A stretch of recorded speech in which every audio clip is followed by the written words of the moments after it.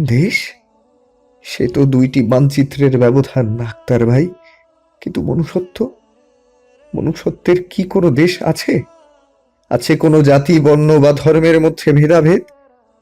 আমি যা করছি একজন মানুষ হয়ে অন্য একজন মানুষের জন্য করছি। গত রাতে কত মানুষের রক্ত দেখলাম। কই আক্তার ভাই, তাদের রক্তের রং তো লাল ব্যতীত অন্য কোনো রং নেই। আমার রক্ত যেমন লাল, ওদেরটাও লাল। আজ যদি আমার আর আপনার দুইজনের হাত কেটে রক্ত মিশিয়ে ফেলি, আপনি পারবেন আলাদা করতে?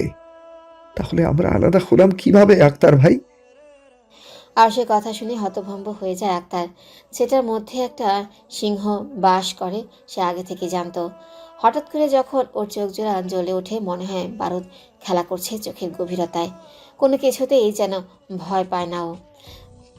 কি হলো আক্তার ভাই, চুপ করে থাকবেন এভাবে? আপনিও ভয় পেয়ে আমাকে আটকাতে চাচ্ছেন?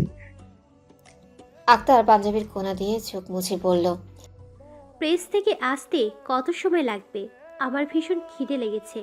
তুমি ফিরলে একসাথে খাবো। আরসের মুখে সাথে সাথে হাসি ফুটে ওঠে। আক্তার অবাক হয়ে সেই হাসি দেখে। তার মনে হচ্ছে আরসের হাসিতেই যেন এক টুকরো স্বাধীন বাংলা দেখতে পাচ্ছে সে। আমি তোমার সাথে আছি আরস। স্বাধীন বাংলায় তোমার আর রাজকন্যা কুমুদবতীর বিয়ে দেখতে চাই। আক্তার পাঞ্জাবির কোনা দিয়ে চোখ মুছে বলল। আরসের মুখে সাথে সাথে হাসি ফুটে ওঠে। আক্তার অবাক হয়ে সেই হাসি দেখে। তার মনে হচ্ছে আরসের হাসিতেই যেন এক টুকরো স্বাধীন বাংলা দেখতে পাচ্ছে সে। আরস লজ্জায় মাথা নিচু করে ফেলে। এই ছেলেটার চোখেই কিছুক্ষণ আগে সে আগুন জ্বলতে দেখেছে। সেই ছেলেটাই কুমুদের নাম শুনে কেমন লজ্জা পেয়ে গেল। ছেলেটার জন্য অদ্ভুত একটা মায়া কাজ করে তার। বসার ঘরে আনোয়ার মোড়ল আর সারোয়ার বসে আছে মাথা নিচু করে। তাদের সামনে মেজর শরাফত আকবর বসে আছে। পাশেই দাঁড়িয়ে আছে আরও কয়েকজন ক্যাপ্টেন। রেজওয়ান আসতে চেয়েছিল, তার বাবা আসতে দেয়নি। সে কোনো ঝামেলায় নিজেদের জড়াতে চায় না। কে খবর মুরল? আনোয়ার মোড়ল কাপা কাপা গলায় বলল। জি হুজুর, খবর ভালো। শরাফত আকবর কিছুটা ঝুঁকে এসে বলল, तुम क्यों डरते हो मुरल? लगता है तुम हमारा दुश्मन नहीं हो। না না হুজুর, কি বলছেন? আমি কেন আপনাদের দুশমন হব? আমি তো আপনাদের সাথেই আছি সব সময়। শরাফত আকবর মুচকি এসে সোফা হেলান দিয়ে বসে। ক্যাপ্টেনের দিকে তাকিয়ে চোখের ইশারা করে। সারোয়ার সেদিকে তাকিয়ে হঠাৎ কিছুটা ভয় পেয়ে যায়। तो अब बताओ वो इंसान किधर गई? আনোয়ার কিছুটা ইতস্তত করে বলল, জি মানে বুঝলাম না হুজুর, কার কথা বলছেন? শরাফত আকবর এবার সারোয়ারের দিকে তাকিয়ে বলল, आप समझ गई क्या वो इंसान कौन है? সারোয়ার কিছুটা ভয়ে ভয়ে বাবার দিকে একবার তাকায়। আনোয়ার মোড়ল ফ্যাকাশে মুখে বসে আছে। বিশ্বাস করুন হুজুর, আমি সত্যিই জানি না মাস্টারমশাই কোথায়। যদি জানতাম সবার আগে আমি নিজেই আপনার কাছে নিয়ে যেতাম। আমাদের কিছু বলেও যায়নি, পালিয়ে গিয়েছে বাড়ি থেকে। শরাফত আকবর শান্ত চোখে সারোয়ারের দিকে তাকিয়ে বলল, तुमको बहन को बुलाइए सरवर। আনোয়ার মোড়ল আর সারোয়ার দুজনে একসাথে কেঁপে ওঠে। তার মানে মেজর কুমুদকে ডাকতে বলছে। আনোয়ার মোড়ল জোর হাতে শরাফত আকবরের পায়ের কাছে বসে বলল, বিশ্বাস করুন হুজুর, ও কিচ্ছু জানে না। ও যে দেখে আগে থেকে মাস্টার পালিয়ে গিয়েছে। দয়া করে ওকে ডাকবেন না। আমার মেয়েটা অসুস্থ। গত রাতের পর থেকে ও ভীষণ ভয়ে আছে। দয়া করে ওকে ছেড়ে দিন। শরাফত আকবর ক্যাপ্টেনের দিকে তাকিয়ে ইশারা করে ঘরের ভিতরে যেতে। সারোয়ার তৎক্ষণাৎ উঠে শরাফত আকবরে পা চেপে ধরল। দয়া করুন মেজর সাহেব, ওনাদের ভিতরে পাঠাবেন না। ওখানে আমার মা, স্ত্রী, বোনরা আছে, অতিথি আছে। আমি কুমুদকে নিয়ে আসছি। আনোয়ার মোড়ল অবাক হয়ে ছেলের দিকে তাকালো। সারোয়ার এসব কি বলছে? ও কুমুদকে নিয়ে আসবে মানে? বাবা, এছাড়া আর কিছু করার নেই। ভিতরে ওরা সবাই আছে। আনোয়ার মোড়ল অত্যন্ত অসহায় বোধ করে। এতটা অসহায় আগে কখনো মনে হয়নি নিজেকে। গ্রাম জুড়ে যার এত প্রতিপত্তি, যাকে দেখলে সবাই ভয়ে মাথা নিচু করে, যার মেয়েদের কখনো গ্রামের লোকেরা দেখেনি, সেই মেয়েকে মেজরের সামনে আনতে হবে। যদি মেজরের অন্য কোনো পরিকল্পনা থাকে? হুজুর, আমার কথাটা শুনুন, ও সত্যি কিছু জানে না, জানলে অন্তত আমাকে বলতো। শরাফত আকবর হুঙ্কার দিয়ে উঠে বলে, सरवार मेरे पास बिल्कुल यक तो नहीं है। সারোয়ার কাঁপা কাঁপা পায়ে উঠে যায়। সে কি কোনো ভুল করতে যাচ্ছে? যদি তার বোনকে উঠিয়ে নিয়ে যায়, কুমুদের রূপ দেখে যদি মেজরের মনে দুষ্টু প্রবৃত্তি জন্মায়, কীভাবে আটকাবে সে? কি ক্ষমতা আছে তার এদের বিরুদ্ধে যাওয়ার? আনোয়ার মোড়ল এখনও ছটফট করেই যাচ্ছে। তার দুই পাশে দুজন ক্যাপ্টেন দাঁড়িয়ে আছে দৃঢ়ভাবে। আমি কুমু, কি বলবেন আমাকে বলুন। সারোয়ার ভেতরে যাবে তার আগে ভেতরের পর্দা থেকে এক নারী মূর্তি বেরিয়ে আসে। তার পরনে সবুজ তাঁতের শাড়ি, ঘোমটা পুরোপুরি টেনে দেয়নি, তার চেহারা অনেকটাই বোঝা যাচ্ছে। তার পরনে সবুজ তাঁতের শাড়ি, ঘোমটা পুরোপুরি টেনে দেয়নি, তার চেহারা অনেকটাই বোঝা যাচ্ছে। আনোয়ার মোড়ল আর সারোয়ার দুজনেই একসাথে অস্ফুট স্বরে বলে ওঠে, কুন্দন। শরাফত আকবর বা আর কারো কানে যায় না সে আওয়াজ। শরাফত আকবর ভ্রু কুচকে তাকায় কুন্দনের দিকে। तुम मुरल का बारी लायकी, तुम मुरल का बारी लड़की है क्या? अलबत, कोई शक है? শরাফত আকবর আরও এক প্রস্ত অবাক হয়। সে শুনেছিল মোড়ল বাড়ির বড় মেয়ে কুমুদ ভুবন ভুলানো সৌন্দর্যের অধিকারিণী। তাকে যে একবার দেখেছে সেই তার রূপে প্রেমে পড়েছে। কিন্তু এই মেয়ে তো একদমই রূপবতী নয়। তবে হ্যাঁ, মেয়েটার চোখে কি যেন একটা আছে। শরাফত চাইলেও সেই চোখের দিকে বেশিক্ষণ তাকাতে পারছে না। মেয়েটার মুখের উর্দু শুনে বেশ অবাক হয় সে। সাধারণ বাঙালি ঘরের একটা মেয়ের মুখে এমন স্পষ্ট উর্দু শুনে অবাক হওয়ারই কথা। তবে কি এই সেই বিখ্যাত মোড়ল বাড়ির বড় মেয়ে কুমুদ? মেজর শরাফত আকবর ভ্রুকুচকে তাকিয়ে আছে কুন্দনের দিকে। কুন্দন দৃঢ় পায়ে দাঁড়িয়ে আছে। তার মধ্যে না আছে কোনো জড়তা আর না আছে কোনো ভয়। আনোয়ার মোড়ল সারোয়ারের কাছে ফিসফিস করে বলল, এখন কি হবে সারওয়ার? ওরা কি কুন্দনের কোনো ক্ষতি করবে? ও কেন কুমুদের পরিচয় মেজরের সামনে এলো? সারোয়ার বাবার হাত চেপে ধরে গলা নামিয়ে বলল, আমরা তো মেজরদের দলেই বাবা, ওরা আমাদের ক্ষতি করবে কেন? তবু আমার মনটা কেমন অস্থির লাগছে। আমার মেয়েদের কোনো ক্ষতি যেন না হয়। শরাফত আকবর কুন্দনের খুব কাছে এসে দাঁড়ায়। কুন্দনের মাথা থেকে পা অবধি ভালো করে লক্ষ্য করে। क्या आप जानती हो मास्टर किधर गई? কুন্দন তাতে দাঁত চেপে পড়ল, नहीं जानती है, लेकिन लेकिन लेकिन अगर मुझे जानती है तो मैं नहीं कहता। আনোয়ার মোড়ল আর সারোয়ার কাঠের মতো শক্ত করে দাঁড়িয়ে থাকে। এসব কি বলছে কুন্দন? কেন নিজের ক্ষতি নিজে এভাবে ডেকে আনছে? শরাফত আকবর যেন বেশ মজা পেল। কৌতূহলী চোখে কুন্দনের দিকে তাকিয়ে বলল, क्यों तुम उसी क्यों बचाना चाहते हो? কুন্দন পূর্ণ দৃষ্টি মেলে শরাফত আকবরের দিকে তাকিয়ে মুচকি হাসে। সেই হাসিতে বিদ্যুৎ খেলে যায় যেন। শরাফত আকবর কিছুটা দমে যায়। ভাবি, কুন্দন এখনো কেন আসছে না বলো তো? আমার তো খুব দুশ্চিন্তা হচ্ছে। অঞ্জনা দরজার কাছে উকি দিয়ে বলল, দুশ্চিন্তা কি আমার হচ্ছে না কুমুদ? কেন যে ওভাবে চলে গেল তখন আটকাতেই পারলাম না। আমাকে ডেকেছিল, আমি যেতাম, যা হবার হতো। ও কেন গেল? আমি আর এত দুশ্চিন্তা নিতে পারছি না ভাবি। কুমুদ মাথা চেপে ধরে বিছানার একপাশে বসে পড়ে। অঞ্জনা এসে তাড়াতাড়ি করে কুমুদের হাত ধরে। কুমুদ, তুমি ঠিক আছো? শরীর খারাপ লাগছে?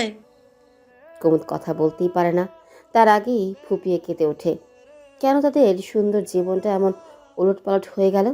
মাস্টারমশাইয়ের কোনো খোঁজ নেই, এখন আবার কুন্দনকে নিয়ে আরেক দুশ্চিন্তা। কুমুদ শক্ত পায়ে উঠে দাঁড়ায়। চুলটা কোনো রকমে খোপা করে মাথায় একটা ঘোমটা টেনে দরজার দিকে পা বাড়াতেই অঞ্জনা খপ করে কুমুদের হাতটা টেনে ধরে। আরে কি করছো কুমুদ? যাচ্ছ কোথায় তুমি? ভাবি, আমার হাত ছেড়ে দাও।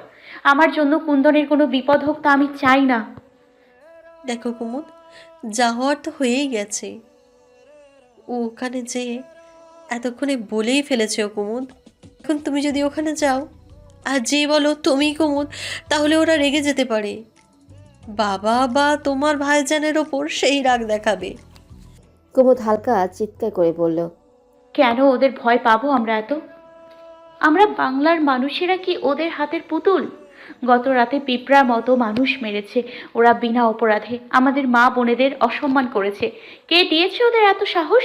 কুমুদ দুই হাতে মুখ থেকে ফুপিয়ে ওঠে। কিছুই ভালো লাগছে না তার। তাদের সাজানো গোছানো গ্রামটা লণ্ডভণ্ড হয়ে গেল। শুধু গ্রাম নয়, পুরো দেশের অবস্থাই বিভৎস।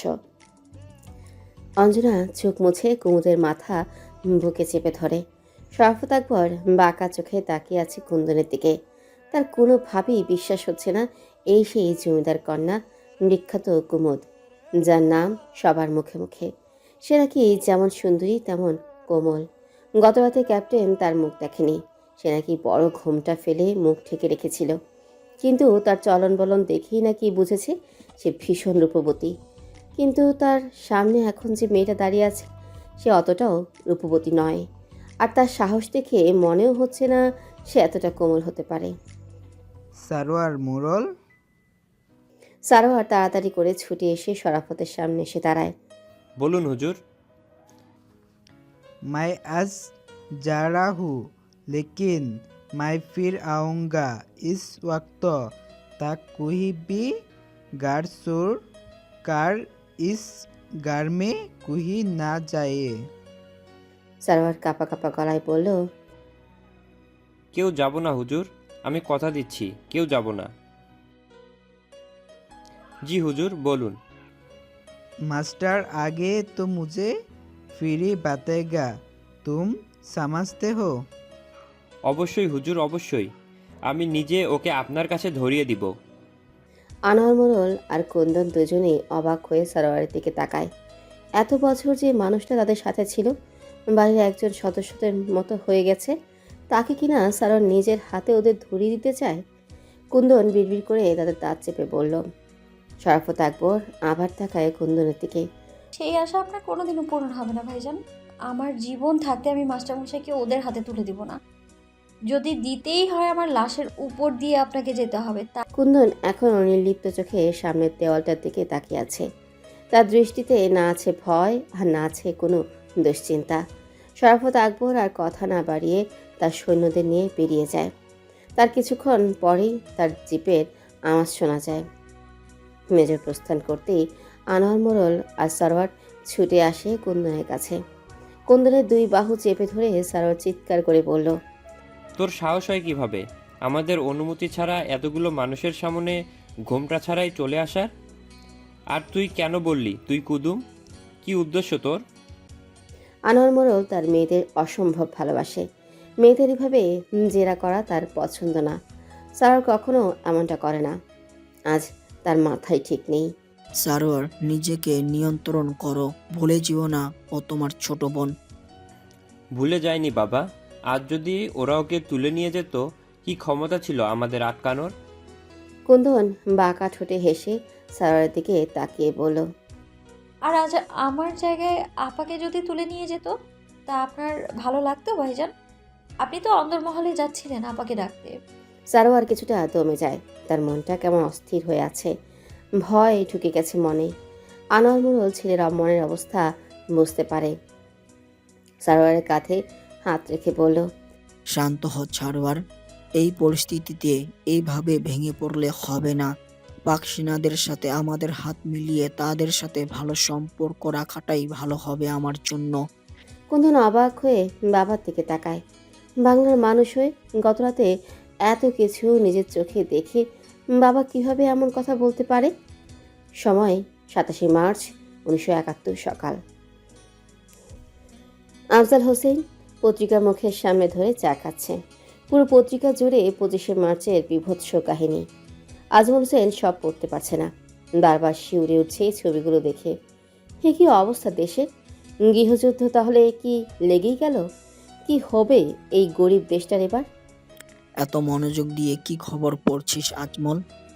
আনোয়ার মোড়লের কথায় ধ্যান ভাঙে আজমল হোসেনের। এতক্ষণে চা ঠান্ডা হয়ে গেছে তার। চায়ের কাপে চুমুক দেওয়ার আর কোনো ইচ্ছেই নেই তার। দেশের পরিস্থিতি দেখছিলাম রে, সব ছবি এত জীবন্ত, দেখলেই কেমন বুক কাঁপছে। আনোয়ার মোড়ল ভ্রু কুঁচকে আজমল হোসেনের দিকে তাকিয়ে বলল, কার এত সাহস হয়েছে পত্রিকায় এত জীবন্ত বর্ণনা দেওয়ার? এই যে ইংরেজি পত্রিকায়। আনোয়ার মোড়ল অবাক হয়ে পত্রিকাটা হাতে নিল। তার বাড়িতে অনেক ধরনের পত্রিকাই আসে। আরশের সম্পাদনায় যে ইংরেজি পত্রিকা প্রকাশিত হয় তাও আসে। আরে এটা তো আরশের পত্রিকা, তার মানে ও এখনো এখানে আছে, আমাদের কাছাকাছি। আরুষকে আনোয়ার, তোমাদের ওই মাস্টারমশাই? আনোয়ার মোড়ল উত্তর দেয় না। প্রতিটা পৃষ্ঠায় একদম জলজল করছে সেই রাতের সব কাহিনী। তার মানে সেদিন আরশ রাতেই এইসব ছবি তুলেছে। এতটা সাহস ওর! আনোয়ার মোড়লের ঘাম জমতে থাকে কপালে। রেজন এসে তার বাবার পাশে বসে। চাচা যান, আপনি কি কিছু নিয়ে চিন্তিত? না বাবা, এই দেশের অবস্থা দেখে মনটা ভীষণ খারাপ। কেন যে ওরা বাড়াবাড়ি করলো। আসলে আমার একটা কথা বলার ছিল চাচা যান, জানি না আপনার মনের এই অবস্থায় বলা ঠিক হবে কিনা। আজমল হোসেন মাথা নিচু করে বসে থাকে। ততক্ষণে সরোয়ার এসে বসেছে ওদের পাশে। বলো রেজওয়ান, কি করবে? তোমার বলা শেষ হলে আমিও কিছু বলতে চাই। বেশ, তাহলে আপনি আগেই বলুন ভাইজান।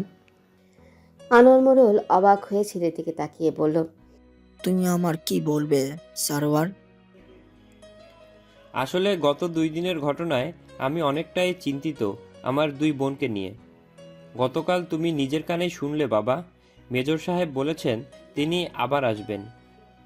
তাই আমি ঠিক করেছি ওদের দুজনকেই বিয়ে আমি একই দিনে দিব, আর খুব তাড়াতাড়ি দিব। উপস্থিত সবাই হতভম্ব হয়ে তাকায় সারোয়ারের দিকে। কি বলছে ও এসব? এসব কি বলছো তুমি সারোয়ার? ঠিকই বলেছি বাবা, দেশের অবস্থা একদম ভালো নয়। যুদ্ধ বাঁধবে খুব তাড়াতাড়ি। বাঙালিরা ছেড়ে দিবে না পশ্চিম পাকিস্তানকে। ওরা যেভাবেই হোক ওই রাতের বদলা নিবেই। আমি এই অবস্থায় ওদের বাড়িতে রেখে একটা রাতও শান্তিতে ঘুমাতে পারবো না। আনোয়ার মোড়ল কাপা কাপা গলায় বলল, সারোয়ার, আমি এত শক্ত একজন মানুষ, তাও আমার ভীষণ ভয় করছে। আমি কিভাবে আমার মেয়ে দুটোকে রক্ষা করব? একটাই সমাধান বাবা, ওদের দুজনকেই বিয়ে দিতে হবে একসাথে। যত তাড়াতাড়ি সম্ভব ওদের দূরে পাঠিয়ে দিতে হবে। কুমুদকে না হয় রিজওয়ান নিয়ে যাবে বিলেত, কিন্তু আমার কুন্দনের কি হবে? ওর জন্য এই মুহূর্তে ভালো পাত্র আমি কোথায় পাবো? সারোয়ার একটা ছোট্ট শ্বাস ফেলে বলল, সেই চিন্তা তুমি আমার উপরই ছেড়ে দাও বাবা। আমি খুব তাড়াতাড়ি ওদের জন্য যোগ্য ছেলে নিয়ে আসবো। আজমল হোসেন এসে সারোয়ারের কাঁধে হাত রাখে। এবারে আসার পর এই সারোয়ার ছেলেটাকে খুব স্বার্থবাদী মনে হয়েছিল তার। কিন্তু বোনদের জন্য এমন ভাবনা দেখে তার ভুল ভেঙেছে। সেটা আসলে উপরে যেমন ভেতরে তেমন নয়। রেজওয়ান সারোয়ারের দিকে তাকিয়ে বলল, ভাইজান, আমিও একই কথা বলতে এসেছিলাম। এই পরিস্থিতিতে আমিও আসলে আর দেরি করতে চাচ্ছি না। আমরা খুব তাড়াতাড়ি লন্ডনে ফিরতে চাই, কুমুদকে সাথে নিয়ে। আনোয়ার মোড়ল শরীর এলিয়ে দিয়ে চেয়ারে বসে পড়ে। তার শরীর কেমন অবশ হয়ে আসছে। কুমুদকে নিয়ে তার দুশ্চিন্তা নেই। বন্ধু আজমল আর তার ছেলে রেজওয়ান খুবই ভালো মনের মানুষ। তারা কখনই কুমুদকে কষ্ট দেবে না। কিন্তু তার শখের কুন্দন, এই মেয়েকে তো সে তার নিজের জীবনের চেয়েও বেশি ভালোবাসে। তাকে হঠাৎ করে কোথায় বিয়ে দিবে? সে কি কুন্দনের যোগ্য হবে? সারোয়ার এসে বাবার পায়ের কাছে বসে। তার হাত দুটো চেপে ধরে বলে, বাবা, তুমি আমার উপর একটু বিশ্বাস রাখো। তোমার 2 কলিজার টুকরোর গায়ে আমি এক বিন্দু আগুনের আঁচ লাগতে দিব না যতদিন আমি বেঁচে আছি। ওদের এই ভাইজান ওদের ভালো থাকার জন্য তার শেষ নিঃশ্বাস পর্যন্ত চেষ্টা করে যাবে। আমি আগামী শুক্রবারই ওদের বিয়ের ব্যবস্থা করব বাবা। তুমি আর অমত করো না। আনোয়ার মোড়ল স্তম্ভিত হয়ে যায় ছেলের কথা শুনে। আজ শনিবার, তার মানে আর 6 দিন পরেই। এর মধ্যে তুমি কোথায় কুন্দনের জন্য ভালো ছেলে পাবে? সেই চিন্তা তুমি আমার উপরই ছেড়ে দাও বাবা, আমি আছি তো। আনোয়ার মোড়ল আর কিছু ভাবতেই পারে না। ফ্যাকাশে মুখে বসে থাকে একদিকে তাকিয়ে। কালো একটা জিপ এসে থামে আক্তারের বাড়ির সামনে। ঘোলাটে মুখে আক্তার ছুটে আরশের কাছে এসে বলল, আমার মনে হয় ওরা খবর পেয়ে গেছে আরশ তুমি এখানে। তুমি পালিয়ে যাও আরশ, পেছনে দরজা দিয়ে সোজা দৌড়ে যাও। একটু যেতেই ওখানে একটা নদী দেখতে পাবে, ঘাটে নৌকো বাঁধা থাকে সবসময়। যে কোনো মাঝিকে আমার নাম বললেই ওরা তোমাকে ওপারে পৌঁছে দেবে। আজ ভারতের সীমান্ত খুলে দেওয়া হবে আরশ। তুমি চলে যাও, তোমার দেশে চলে যাও। আরশ বিস্মিত হয়ে আক্তারের দিকে তাকিয়ে বলল, এসব কি বলছেন আপনি আক্তার ভাই? আপনাকে একা রেখে চলে যাব? ওদের রাগ আমার উপর। আমাকে না পেলে ওরা আপনাকে শেষ করে ফেলবে। আক্তার ছুটে এসে জানালার সামনে দাঁড়ায়, পর্দা সরিয়ে উকি দেয়। এখনও জিপটা দাঁড়িয়ে আছে তার বাড়ির সামনে। সে আবারও দৌড়ে আসে আরশের কাছে। আমার যা হয় হোক আরশ, আমার কথা শোনো তুমি। পালিয়ে যাও, ভারত চলে যাও সীমান্ত হয়ে। কখনো না আক্তার ভাই, আমি মরলে একজন সুপুরুষের মতো মরতে চাই। আপনার পত্রিকায় আমি ওই সব ঘটনা জানিয়েছি। ওদের রাগ আমার উপর। হঠাৎ ওদের কথার মাঝেই দরজায় জোরে জোরে আওয়াজ পড়ে। আক্তার একটা লোহার রড হাতে উঠিয়ে নেয়। পালিয়ে যাও আরশ, পালিয়ে যাও। জিদ করো না, তোমার সামনে পুরো জীবনটা পড়ে আছে। আরশ দুই হাতে মুঠোবন্দি করে উঠে দাঁড়ায়। একটু মুখ কাঁপছে না তার। সিংহের মতো বুক চিতেই মরবে সে। হঠাৎ চোখের সামনে কুমুদের মুখটা ভেসে ওঠে। গলা কেঁপে ওঠে তার। আর দেরি করো না আরশ, আমি বলছি তুমি চলে যাও। এদিকটা আমি দেখে নেব। 2 দিন ঘুম হয় না কুমুদের। চোখের নিচে কালি পড়েছে। বেলা 12টার দিকে হঠাৎই চোখটা লেগে এসেছিল তার। একটু ঘুমিয়ে পড়েছিল বিছানায়। আচমকা চিৎকার করে ঘুম থেকে উঠে বসে সে। ঘুম থেকে উঠেও হাঁপাচ্ছে কুমুদ। চোখ মুখ অন্ধকার হয়ে আছে। কুমুদের চিৎকার শুনে অঞ্জনা আর কুন্দন ছুটে এলো তার কাছে। কি হয়েছে কুমুদ? এমন করছো কেন? এই আপা, কি হলো তোমার? এই কুন্দন, মাকে ডাকো। কুমুদকে কেমন অস্বাভাবিক দেখাচ্ছে। কুমুদ হাঁপাতে হাঁপাতে বলল, ভাবি মাস্টার মশাইকে মেরে ফেলেছে ওরা। ওরা শেষ করে দিয়েছে মানুষটাকে। এখন আমার কি হবে? আমি কিভাবে বাঁচবো? কুন্দন চমকে উঠে তাকায় আপার দিকে। কি বলছে আপা এসব? এর মানে কি? মাস্টার মশাইয়ের সাথে তার কি সম্পর্ক? তুমি স্বপ্ন দেখেছো কুমুদ, আর কিছু না। কিচ্ছু হয়নি মাস্টারমশাইয়ের। কুমুদ নিজেকে সামলাতেই পারে না। এত জীবন্ত দৃশ্য কখনো স্বপ্ন হয়? তার সামনে যে কুন্দন বসে আছে তার খেয়ালই নেই। এখনও বুক কাঁপছে তার এক নাগারেই। ভাবি, উনি এখন কোথায়, কেমন আছে? আমি যা দেখেছি তবে কি তাই সত্যি হবে? অঞ্জনা কুমুদের হাত চেপে ধরে বলল, আর কিছু হবে না কুমুদ। কেন এসব দুশ্চিন্তা করছো? মাস্টারমশাই সুস্থভাবে ফিরে আসবে। কুন্দন কাঁপা কাঁপা পায়ে দূরে এসে দাঁড়ায়। তার মনে হচ্ছে পায়ের তলা থেকে মাটি সরে যাচ্ছে। হে কি শুনল সে? তার আপা কি তাহলে সত্যি ভালোবাসে মাস্টার মশাইকে? এই ভালোবাসা কি একপাক্ষিক, নাকি মাস্টার মশাইও ভালোবাসে আপাকে? এখন সে কি করবে? আমাকে দরজা খুলতে দিন আক্তার ভাই, বাধা দেবেন না। আমি কোনোভাবেই তোমাকে ওদের সামনে যেতে দেবো না আরশ। তোমাকে আমি আদেশ দিচ্ছি, এক্ষুনি পালিয়ে যাও। বেঁচে থাকলে আবার দেখা হবে। আরশ মমতাময় চোখে আক্তারের দিকে তাকায়। কে এই মানুষটা? এ কি তার নিজের ভাই? একটা ছেলের জন্য যার সাথে তার কোনো রক্তের সম্পর্ক নেই, তার জন্য মানুষটা এত উতলা হতে পারে? সে তার এই ছোট্ট জীবনে কিভাবে এই ভালোবাসার ঋণ শোধ করবে? আরশ আক্তারকে 2 হাতে ঠেলে সরিয়ে দিয়ে দরজা খুলতে যায়। একটুও হাত কাঁপে না তার। আরশ দরজা খোলার সাথে সাথেই 10-12 জন তাগড়া যুবক ঘরে ঢুকে। সবার মুখ ঘরমাক্ত। তাদের দিকে তাকাতেই বিস্ময়ে অভিভূত হয়ে যায় আরশ। তোরা? আরে সমস্যা কি তোর? দরজা খুলতে এত দেরি করছিস কেন? পানি দে খেতে আমাদের, তৃষ্ণায় পান যায় যায় অবস্থা। আরশের বিস্ময় কাটে না। আক্তার বুঝতেই পারে বিপদ নেই, ওরা আরশের পরিচিত। সে তাড়াতাড়ি করে ভেতরে চলে যায় পানি আনতে। তোরা কিভাবে জানিস আমি এখানে আছি? হাসলি বন্ধু, সিংহ বনে ছাড়া আর কোথায় পাবো? ততক্ষণে পানি নিয়ে চলে এসেছে আক্তার, সাথে কিছু বিস্কুট। ভাই আপনার নাম আমরা জানি, আপনি আক্তার ভাই।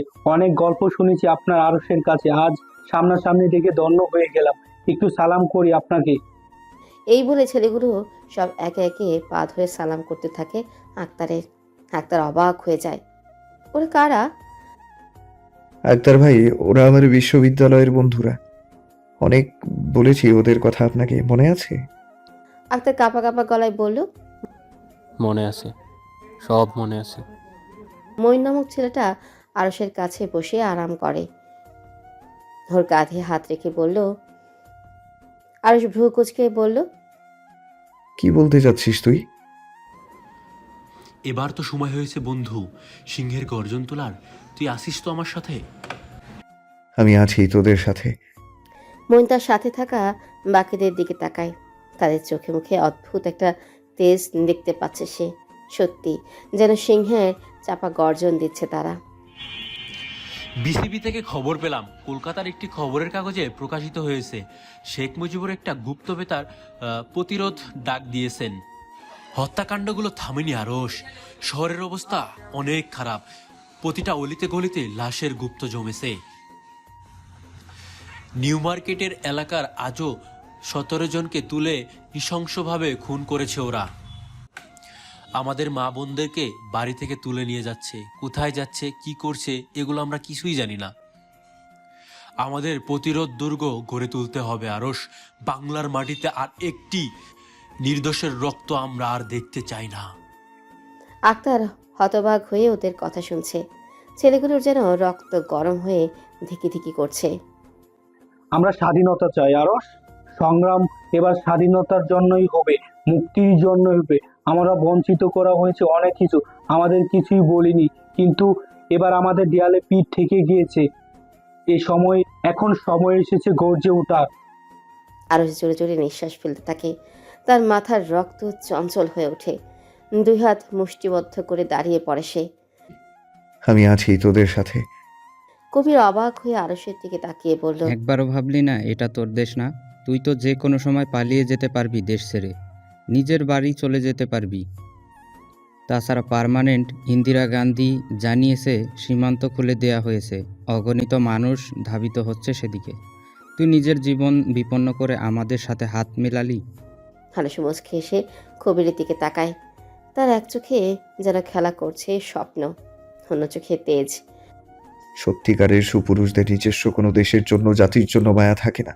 তারা লড়ে গোটা পৃথিবীতে সত্য প্রতিষ্ঠার জন্য, ন্যায় প্রতিষ্ঠার জন্য। এদেশ আমার না হতে পারে, কিন্তু এদেশে আমার ভালোবাসা রয়েছে, আমার প্রেম রয়েছে। এদেশ আমাকে অনেক কিছু দিয়েছে। পেটের দায়ে ওখান থেকে যখন পালিয়ে এলাম, এদেশ আমাকে অন্ন দিয়েছে, আশ্রয় দিয়েছে। আমার শরীরে যতদিন প্রাণ থাকবে, আমি এই দেশের জন্য সেই প্রাণটুকু দিতে প্রস্তুত থাকব। ওরা মুগ্ধ হয়ে আরশের দিকে তাকায়। ছেলেটার মধ্যে অদ্ভুত একটা জীবনী শক্তি আছে, তেজ আছে। আর তার তেজি চোখের দৃষ্টি দিয়ে সে যখন তাকায়, সেই দৃষ্টি দেখে শরীরে জোর আসে। মঈন এসে আরশের কাঁধে হাত রাখে। তার চোখে পানি, কিন্তু ঠোঁটে ছোট্ট একটা হাসি। তাহলে আজই আমাদের সাথে তোকে যেতে হবে। কোথায়? আমাদের জয়ের ভাইকে মনে আছে তোর? আমাদের দুই বেশ সিনিয়র ছিল, রাজনীতি করতো একটা সময়। হ্যাঁ জহির ভাই, আমার খুব প্রিয় একজন মানুষ। ওনার কাছ থেকে সাহসিকতার দীক্ষা পেয়েছি আমি অনেকবার, কিন্তু ওনার কাছে কেন যাব আমরা? এমনকি তোকে খবর দেওয়ার কথা উনি আমাদের বলেছেন। তুই যে এখানে থাকতে পারিস এটা উনি জানিয়েছেন। তোর পত্রিকা আজ উনি পড়ে সাথে সাথে আমাদের পাঠিয়ে দিলেন। আরশ ভাসা ভাসা চোখে আক্তারের দিকে তাকায়। আক্তার জড়সড় হয়ে একপাশে দাঁড়িয়ে ওদের কথা শুনছে। তার মনে হচ্ছে পশ্চিম পাকিস্তান বাঙালিকে যতটা দুর্বল মনে করেছে, তারা মোটেও তা নয়। এক একটা বাঘ বাস করে বাঙালি এক একটা ছেলের মধ্যে। তার মন বলছে এই তেজ ওদের স্বাধীনতা কেড়ে আনবে, ওদের অধিকার কেড়ে আনবে, বদলা নেবে এই নির্দোষ মানুষগুলোর খুনের, নেবেই। বুকে জড়িয়ে রেখেছে জহির আরশকে। আরশের চোখ দিয়ে টপ টপ করে পানি পড়ছে। বারবার সে রাতের কথাগুলো মনে পড়ছে তার। কাঁদবি না আরস, একদম কাঁদবি না। তোর মতো বীরের চোখে পানি নয়, আগুন মানায়। জহির ভাই, ওরা আমার সামনে আমার মায়ের মতো, বোনের মতো মেয়েগুলোকে বস্ত্রহীন করেছে, নিরপরাধ মানুষগুলোকে পিঁপড়ার মতো মেরেছে। আমি কিছুই করতে পারিনি। আমার যে কাপুরুষ, আমার আর কাউকেই মনে হচ্ছে না। কে বলেছে তুই কাপুরুষ? তুই যা করে দেখিয়েছিস, কয়জন সেই সাহস দেখাতে পারে? তোর লেখার মাধ্যমে, ছবির মাধ্যমে কত মানুষ জানতে পেরেছে সেই রাতের ঘটনা, তুই জানিস? আরশ মাথা তুলে চোখ মুছে দৃঢ় চোখে তাকায় জহিরের দিকে। শ্যামলা ছোটখাটো মানুষটার চোখে যেন বারুদ খেলা করছে, যে কোনো সময় বিস্ফোরণ ঘটবে। আরও অবাক হয়ে জহিরকে দেখতে থাকে। তোদের এখানে কেন ডেকে এনেছি জানিস তো তোরা? জি জহির ভাই, মঈন কবির ওরা আমাকে জানিয়েছে। জহির পূর্ণ দৃষ্টি মেলে আরশের দিকে তাকায়। তার চওড়া বুকে যেন সাহসিকতার মহড়া চলছে। আরও আরেকবার ভেবে দেখ, তুই তুই তুই চাইলেও ভারত পালিয়ে যেতে পারবি, কেউ তোর নাগাল পাবে না। ওখানে তোর বাড়ি, পরিবার। এই যুদ্ধে কিন্তু মৃত্যুর ঝুঁকি আছে, প্রাণ নাশ পর্যন্ত হতে পারে। আরশ মুচকে এসে জহিরের দিকে তাকায়। কিসের ভয় দিচ্ছেন জহির ভাই? মাস্টারদা সূর্য সেন হলের 121 নম্বর সেই ঘরে বসে কি দীক্ষা দিয়েছিলেন আমাদের। আমরা পুরুষ, আমাদের এক চোখে থাকবে বারুদ, আরেক চোখে থাকবে শান্তি। যে কোনো মুহূর্তে যে কোনো একটা কাজে লাগবে। আমাদের নিজস্ব জাতি নেই, দেশ নেই। গোটা পৃথিবী আমাদের দেশ, যার কোনো সীমান্ত নেই। যে মেয়েগুলোকে ওরা উঠিয়ে নিয়ে গেছে ওরা আমার বোন জহির ভাই। যে মাগুলোকে ওরা বিবস্ত্র করেছে ওরা আমার মা। যে মানুষগুলোর বুকে চোখে বেঁধে গুলি ছুটেছে ওরা আমার ভাই। আর যে বাড়িগুলো আগুনে ঝলসে দিয়েছে ওগুলো আমার বাড়ি।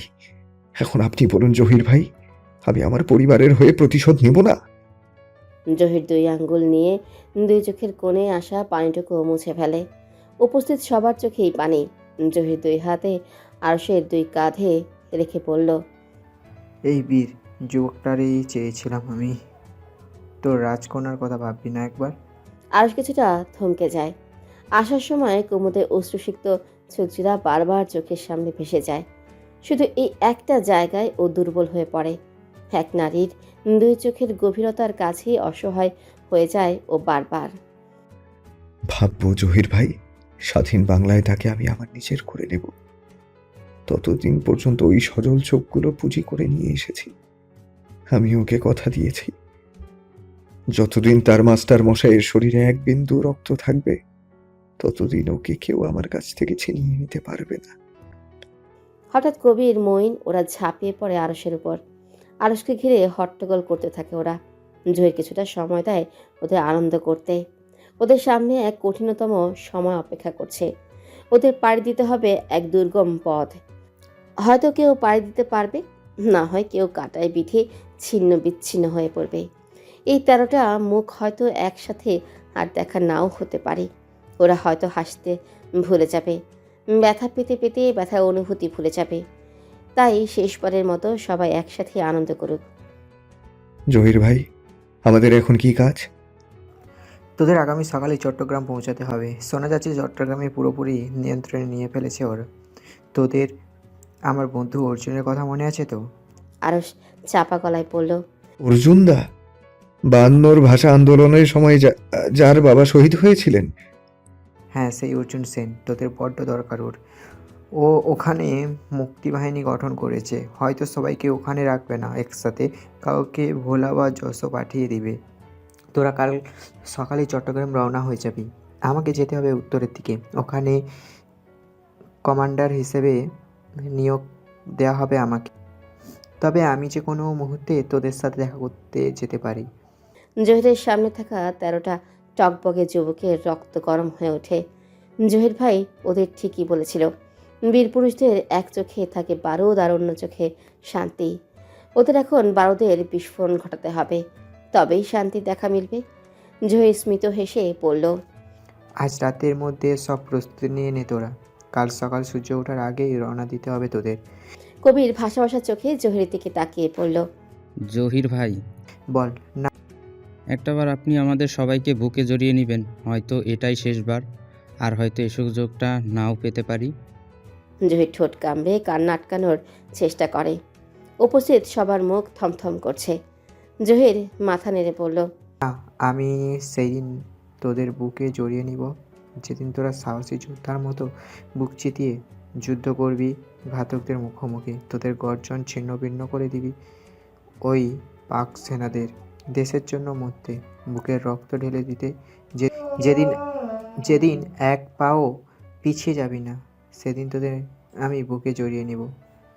জহিরের সামনে 13টা সুপুরুষ পেছনে হাত বেঁধে দাঁড়িয়ে থাকে। সবার চোখে এক উদ্যমী স্বপ্ন। আরশি বেগম হতবিহ্বল হয়ে পড়েছে। দুই মেয়ের বিয়ে একসাথে, কি করবে না করবে কিছুই মাথায় আসছে না তার। দেশ নিয়ে ভাবার সময় কোথায় তার? ওসব পুরুষ মানুষদের ভাবনা। তার এখন একটাই ভাবনা, দুইটা করে সব গহনা তাকে এখন আলাদা করতে হবে। বিশাল গহনার বাক্স খুলে বসেছে সে। মাথায় এলোমেলো হয়ে আছে এখন তার। ঝড়ের মতো মায়ের ঘরে ঢুকলো কুন্দন। তার চোখে মুখে রাগ, চুল উস্কো খুস্কো। মা, আরশি বেগম সেদিকে একবার ভ্রু কুচকে তাকিয়ে আবারও নিজের কাছে মন দেয়। মা, আমি কিছু বলছি। শুনতে পাচ্ছি আমি। কি বলবি তাড়াতাড়ি বল, একদম বিরক্ত করিস না। মা, বাবা আর ভাইজান নাকি একই দিনে আমার আর আপার বিয়ে দিবে। হ্যাঁ, এই জন্যই তো এত ব্যস্ত আমি। এদিকে একটু আয় তো মা। এই সীতাহারটা গলায় পরিয়ে দেখি কেমন লাগে। আমার কুমুদকে নিয়ে তো দুশ্চিন্তা নেই। ওকে যা পড়ানো হয় তাতেই রাজরানীর মতো মনে হয়। অন্য সময় হলে মায়ের এই কথায় মন খারাপ করতো কুন্দন, কিন্তু আজ কোনো কথাই তার কানে ঢুকছে না। সে ছুটে এসে মায়ের কাছে দাঁড়িয়ে পড়ল। আমার দিকে তাকাও মা, আমাকে না জানিয়ে আমার জীবনের এত বড় একটা সিদ্ধান্ত নেওয়ার অধিকার কে দিয়েছে ওনাদের? আরশি বেগম চমকে উঠে মেয়ের দিকে তাকায়। কুন্দন এসব কি বলছে? ওর মাথা ঠিক আছে? এবারে কোনো মেয়ের এত সাহস হয়নি আনোয়ার মোড়ল বা সারোয়ার মোড়লের উপর কথা বলবে। আজ এইটুকু মেয়ের এত বড় সাহস যে অধিকার নিয়ে কথা বলছে। আরশি বেগম উঠে দাঁড়ায়। ইচ্ছে করছে ঠাস করে মেয়ের গালে একটা চর বসিয়ে দিতে। অনেক কষ্টে নিজের রাগ নিয়ন্ত্রণ করে সে। তোর বাবা আর ভাইজানের অনুমতি নিতে হবে তোর কাছে থেকে। অবশ্যই নিতে হবে মা, এটা আমার সারা জীবনের ব্যাপার। আমার পড়াশোনা শেষ হয়নি এখনো। আমার ইচ্ছা আমি ঢাকা বিশ্ববিদ্যালয়ে পড়বো। তাছাড়া বড় কথা, দেশের অবস্থা এখন একদমই ভালো না। দেশের এই অবস্থায় বিয়ের কথা কিভাবে চিন্তা করো তোমরা? কুন্দন হাঁপাতে থাকে কথা শেষ করে। আরশি বেগমের চোখ কপালে উঠে যায়। মেয়েটা কি পাগল হয়ে গেল? ও জানে ও কি বলছে। এই কথা যেন এখানে শেষ হয় কুন্দন। বাবা আর ভাইজান জানতে পারলে তোমাকে জানে শেষ করে ফেলবে। কুন্দন চিৎকার করে বলল, হ্যাঁ, সেই ভয় দিয়েই তো আমাকে এত বছর চুপ করিয়ে রেখেছো মা। আমি আর আপাতত তাদের হাতের পুতুল। সেই ছোট থেকেই আমাদের মুখ তালাবদ্ধ করে রেখেছো তোমরা। আমাদের কোনো স্বাধীনতা নেই কিছু বলার। আমরা নামেই জমিদার বাড়ির মেয়ে, অথচ আমাদের থেকে যেসব মেয়েরা রাস্তায় থাকে তারাও সুখী। কিন্তু আর না, আর সেই সুযোগ আমি ওনাদেরকে দিব না। আমি এই বিয়ে করব না, কখনো করব না। আরশি বেগম মেয়ের দুই বাহু শক্ত করে চেপে ধরে বলল, খুব বার বেড়েছিস কিন্তু কুমুদ। জিভ টেনে ছিঁড়ে ফেলবো একদম। কি সমস্যা তোর বিয়ে করতে? পড়াশোনা করতে চাইলে বিয়ের পর করবি। কুন্দন মায়ের দিকে চোখ বড় বড় করে তাকিয়ে বলল, সম্ভব না মা, কারণ আমি এখন অন্য কিছুর সাথে জড়িয়ে যাব। আমার পক্ষে এই বিয়ে সংসার এগুলো একদম সম্ভব না এখন। আরশি বেগম ভ্রু কুঁচকে কাঁপা কাঁপা গলায় বলল, অন্য কিছুর সাথে জড়িয়ে যাবি মানে? কি বলতে চাচ্ছিস তুই? কুন্দন ছোট্ট একটা শ্বাস ফেলে মায়ের চোখের দিকে তাকিয়ে বলল, আমি যুদ্ধ করব মা, পূর্ব পাকিস্তানের হয়ে পাক সেনাদের বিরুদ্ধে যুদ্ধ করব আমি। বাংলার স্বাধীনতা ছিনিয়ে আনবো আমি। বেশ কিছুক্ষণ আরশি বেগম যেন কথা বলতেই পারে না। থমকে তাকিয়ে থাকে মেয়ের দিকে। সারা ঘরের পিন পতন নীরবতার মধ্যে হঠাৎ আরশি বেগম শব্দ করে একটা চর বসিয়ে দেয় মেয়ের গালে। কুন্দন ছিটকে যেয়ে পড়ে অন্য এক পাশে। খাটের কোনায় লেগে ঠোঁট কেটে যায় সামান্য, কিন্তু কাঁদে না সে। উঠে দাঁড়িয়ে পড়ে সে শক্ত হয়ে। তাকে যে এখন অনেক শক্ত হতে হবে। একজন সাহসী মুক্তিযোদ্ধা হতে হবে তাকে। এতটুকুতে কষ্ট পেলে তাকে হবে না। কুমুদ, অল্প কিছু খেয়ে নাও, অসুস্থ হয়ে যাবে তো তুমি কিছুদিন পর। কোনো খাবার আমার গলা দিয়ে নামবে না ভাবি। ভাইজান কি সিদ্ধান্ত নিয়েছেন তুমি শুনেছ তো? এই শুক্রবারই আমার বিয়ে। তারপরেই নাকি আমাকে রেজওয়ান সাহেব আমাকে নিয়ে বিলেত চলে যাবেন। এদিকে দেশে নাকি যুদ্ধ লেগেছে। মাস্টারমশাই কোথায় ভাবি? কোথায় চলে গিয়েছেন উনি আমাকে এভাবে একা ফেলে? শেষ দেখাটাও কি ওনার সাথে আমার আর হবে না? অঞ্জনা ছোট্ট একটা দীর্ঘশ্বাস ফেলল। কি বলার আছে তার? হঠাৎ করে বিয়ে ঠিক হয়ে গেল। এর মধ্যে যদি মাস্টার মশাই না আসে, সত্যি সত্যি মেয়েটার বিয়ে হয়ে যাবে অন্য একজনের সাথে। এক বুক অপূর্ণতা নিয়ে তাকে অন্যের সংসারে যেতে হবে, ঠিক সে যেমনটা এসেছে। আমরা স্বাধীন, আমরা স্বাধীন, আজ থেকে আমরা স্বাধীন। বাংলার মানুষ আমাগো দেশের নাম বাংলাদেশ হইব। ছোট মোড়ল সাহেব, শেখ মুজিবরে গতকাল রাতে পাক বাহিনী গ্রেফতার করছে। রেডিওতে শুনলাম ছোট মোড়ল গ্রেফতার হওয়ার কিছু সময় আগে স্বাধীনতার ঘোষণাপত্রে স্বাক্ষর করেছেন উনি। আমাগো এখন কেউ আটকেবার পারবো না। আমরা স্বাধীন হইয়েই ছাড়বো। ভাবিজান কি ভিতরে আছেন? ভাবিজান, একটু বাইরে আসেন, আপনার সাথে কথা আছে। অঞ্জনা তাড়াতাড়ি করে মাথায় কাপড় তুলে দেয়। অঞ্জনা কুমুদের দিকে তাকায়। সে এক দৃষ্টিতে শূন্যের দিকে তাকিয়ে আছে। কি হয়েছে কামরুল? কোনো সমস্যা হয়েছে? কামরুল এদিক ওদিক তাকিয়ে চাপা গলায় বলল, ভাবিজান, বাগানে একজন আপনার সাথে দেখা করতে এসেছে। অঞ্জনা ভ্রু কুঁচকে বলল, আমার সাথে দেখা করতে এসেছে মানে? কে এসেছে এত রাতে? আমার বাপের বাড়ির কেউ?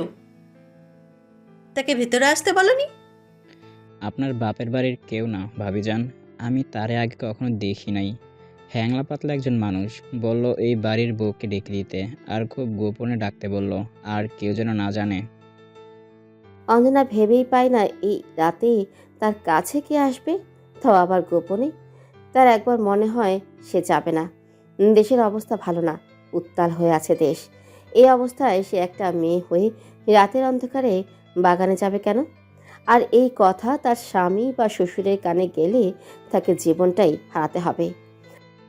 ও ভাবিজান, মানুষটা কতক্ষণ দাঁড়ায় থাকবে? কপালে বেয়ে মানুষটা দর করে ঘাম পড়ছিল। অঞ্জনা ইতস্তত করে তাকায় কামরুলের দিকে। আপনি কোনো চিন্তা করবেন না ভাবিজান, আমি পাহারা দিব আপনারে। আসেন, আমার সাথে কেউ জানবে না। অঞ্জনা ভয়ে ভয়ে পা বাড়ায়। যাওয়ার আগে পুরো শরীর শাড়ি দিয়ে ভালোভাবে ঢেকে নেয়। ভাবিজান, ওই যে জাম গাছের নিচে উনি দাঁড়ায় আছে, সাদা পাঞ্জাবি পরা। আপনি যান, আমি এইখানে আছি। কেউ আসলে আমি সাথে সাথে আপনার ইশারা দিব। আপনি বলবেন গরমে হাঁটতে আসছেন বাগানে। অঞ্জনার পা কাঁপছে। তার স্বামী জানতে পারলে হয়তো শেষ করে দেবে তাকে, কিন্তু সত্যিটা জানতে না পারলে তারও অস্বস্তি লাগবে। কে এসেছে তার কাছে? আনোয়ার মোড়ল আর সারোয়ার বসে আছে পাশাপাশি। দুজনে রাজনৈতিক বিষয়ে আলাপ করছে। মুখ থমথম করছে দুজনের। মেজর শরাফত আকবর তাদের উত্তরের ভিটায় ক্যাম্প করবে বলে জানিয়েছে। অনুমতি চায় নাই, আদেশ দিয়েছে। উত্তরের আশেপাশে প্রচুর লোক বসতি। মেজরদের টার্গেট ওখানে। কি করবে বাবা? রাজি হতে হবে, আর তো কিছু করারও নেই। তাছাড়া এবার কুমুদ, আরেকবার কুন্দন, তাদের সামনে যা করলো, রাজি না হলে তো আমাদের এই মুক্তিবাহিনী ভেবে বসবে। কিন্তু বাবা, মাস্টার গেল কোথায়? সেদিনের পর থেকে তো আর কোনো খোঁজই নেই। আনোয়ার মোড়ল চিন্তিত মুখে বলল, খোঁজ না থাকাই ভালো। ওইখানে আসলেই ওকে ধরে নিয়ে যাবে ওরা। তার চেয়ে যেখানে আছে থাক। সারোয়ার মনে মনে তো এটাই চায়, ওকে ধরে নিয়ে যাক। দুজনে চুপ করেছিল। হঠাৎ দরজায় আওয়াজ পায় কারো। কে ওখানে? বাবা, আমি। কোমরে মৃদু গলার আওয়াজে আনোয়ার মোড়ল তাকায় সারোয়ারের দিকে। খুব বেশি দরকার না হলে বাড়ির মেয়ে বউরা এ ঘরে আসে না, যেখানে পুরুষেরা বৈঠক করে। কুমুদ মা, তুমি কিছু বলবে? হ্যাঁ বাবা, ভেতরে আসবো। এসো। কুমুদ দরজা ঠেলে ধীর পায়ে ঘরে ঢুকে। তার চেহারা দেখে চমকে ওঠে দুইজন। সোনার প্রতিমার মতো মুখটা, একই অবস্থা। চোখ মুখ কোটরে ঢুকে গেছে যেন।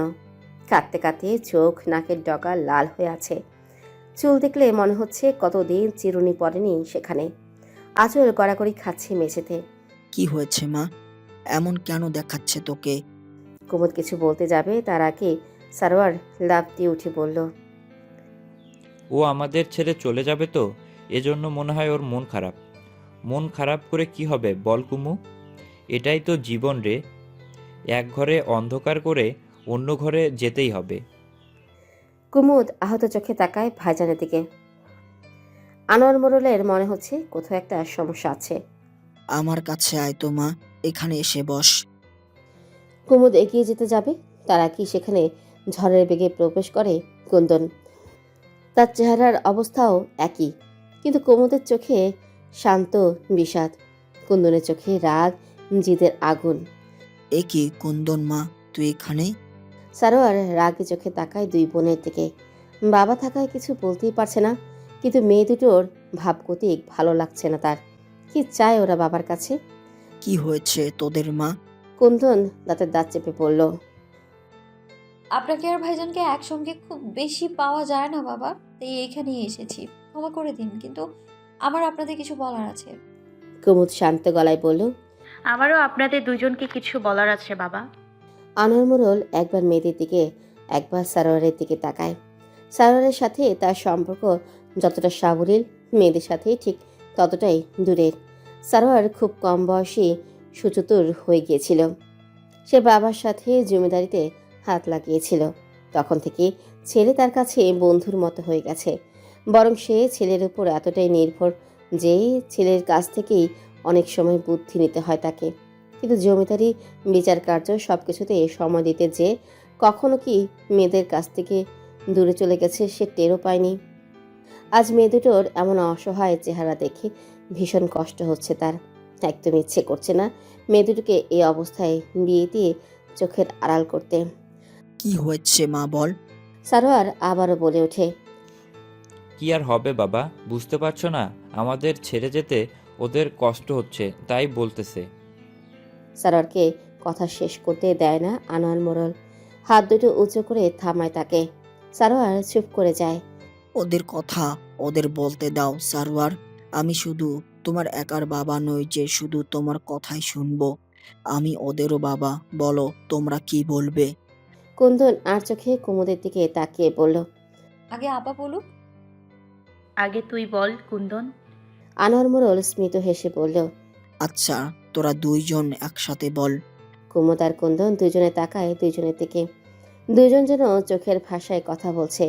দুজনের মনেই একজন পুরুষ বিরাজ করছে, আরশ, তাদের ভালোবাসার মাস্টার মশাই। কে? সাদা পাঞ্জাবি পরা শুকনো পাতলা মানুষটা সামনে ঘুরে তাকাতেই যেন বিদ্যুৎ খেলে যায় দুজনের মধ্যে। অঞ্জনা চাপা গলায় চিৎকার করে বলল। আক্তার ভাই, আপনি? আক্তার যেন কাঁপছে থরথর করে। তার গলাতে কোনো কথাই বের হচ্ছে না। অঞ্জনার মনে হচ্ছে হৃৎপিণ্ডটা গলার কাছে এসে থকথক করছে। এতদিন পর মানুষটা এখানে। আঞ্জু, তুমি এখানে? আমি তোমাকে কত খুঁজেছি তুমি জানো? পাগলের মতো অন্য হয়ে খুঁজেছি তোমাকে। তুমি কোথায় ছিলে এতদিন? অঞ্জনা চোখ দিয়ে টপ টপ করে পানি পড়তে থাকে। আজ এতদিন পর আবার ভালোবাসার মানুষটা তার সামনে। সে তো ভেবেছিল আর কখনোই দেখাই হবে না তার সাথে। তাকে কষ্ট দিতে হবে ভেবে সে জানায়নি তার কোথায় কার সাথে বিয়ে হচ্ছে। একরকম লুকিয়ে বিয়েটা করেছিল সে, কিন্তু প্রকৃতির ইচ্ছে তো ছিল ভিন্ন। আবার দুজনকে সামনাসামনি এনে হাজির করালো। কি হলো আঞ্জু, চুপ করে আসো কেন? উত্তর দাও, কোথায় ছিলে তুমি এতদিন? অঞ্জনা মুখ শক্ত করে দাঁড়ায়। এখন তাকে আবেগপ্রবণ হওয়া চলবে না। এই কথা এ বাড়ির কেউ জানলে সে তো মরবেই, সাথে এই মানুষটাকেও ওরা শেষ করে দেবে। আক্তার ভাই, আমি আর আপনার অঞ্জু নেই। আমি এখন অঞ্জনা, এ বাড়ির বউ। এই মোড়ল বাড়ির একমাত্র উত্তরাধিকারী, সারোয়ার মোড়লের স্ত্রী আমি। আক্তার বরফের মতো জমে যায়। এটা কি শুনল সে? অঞ্জনার বিয়ে হয়ে গেছে, সেই জমিদার বাড়ির একমাত্র ছেলের বউ। আঞ্জু। অঞ্জনা শক্ত গলায় বলল। অঞ্জু নয় আক্তার ভাই, অঞ্জনা। যদিও শক্ত গলায় বলল, কিন্তু তার ভেতরটা ছিন্ন বিচ্ছিন্ন হয়ে যাচ্ছে বলতে। দুঃখিত অঞ্জনা, আমি জানতাম না আপনি এখানে। জানলে জীবনেও আপনার দর্শন পেতে এখানে আসতাম না। আমি এসেছি অন্য একটা কারণে। কি কারণ? আক্তার চোখের পানিটুকু দুই আঙ্গুলে মুছে বলল। আক্তার এদিক ওদিক তাকে গলার স্বর নামিয়ে বলল। আমাকে আরশ পাঠিয়েছে, এ বাড়ির লজিং মাস্টার। অঞ্জনা চমকে উঠে তাকায় আক্তারের দিকে। আপনি মাস্টার মশাইকে চেনেন কিভাবে? ও আমার পত্রিকার সম্পাদক। 25শে মাস রাতে এখান থেকে পালিয়েও আমার কাছেই ছিল।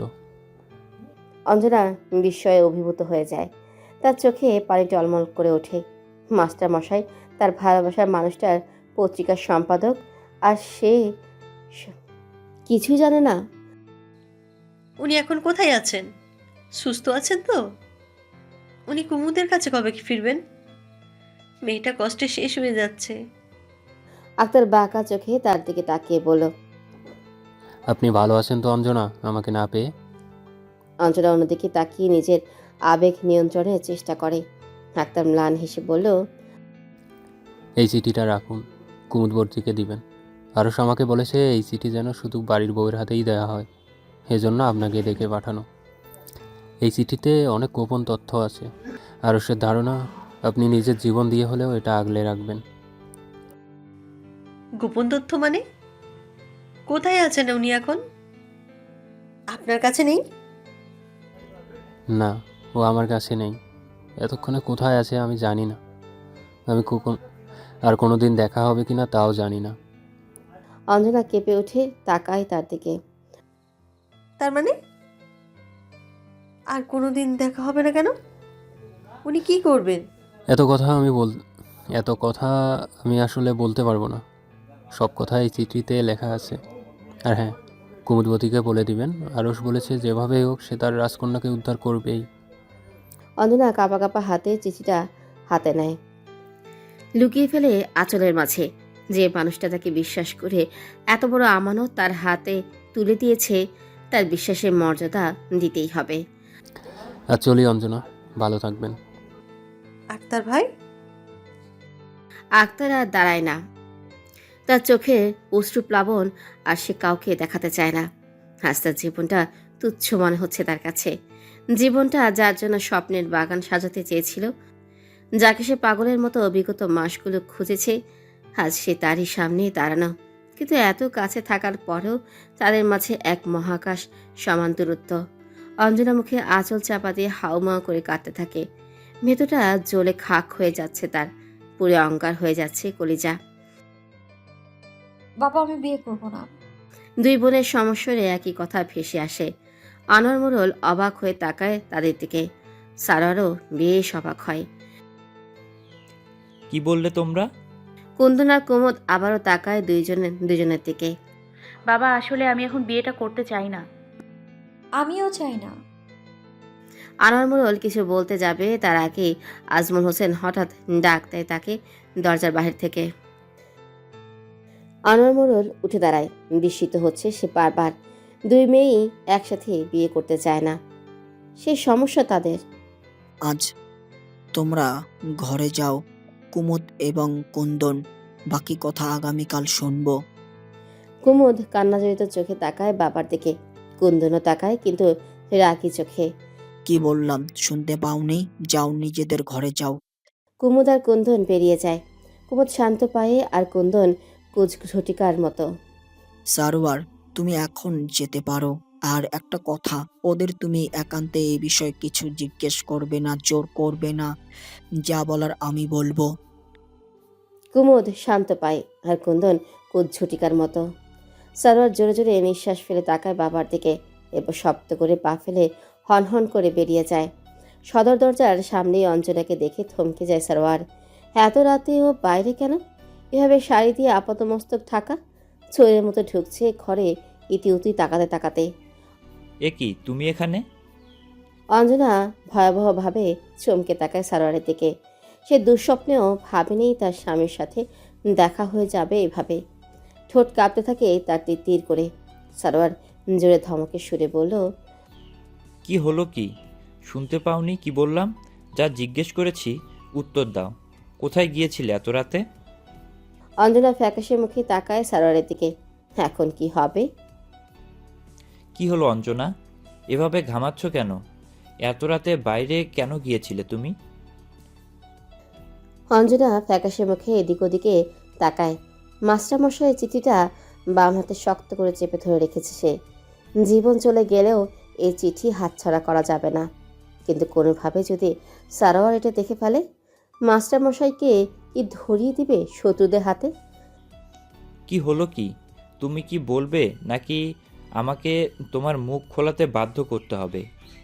সারোয়ারে চিৎকারে কেঁপে ওঠে অঞ্জনা। অসম্ভব কান্না পাচ্ছে তার।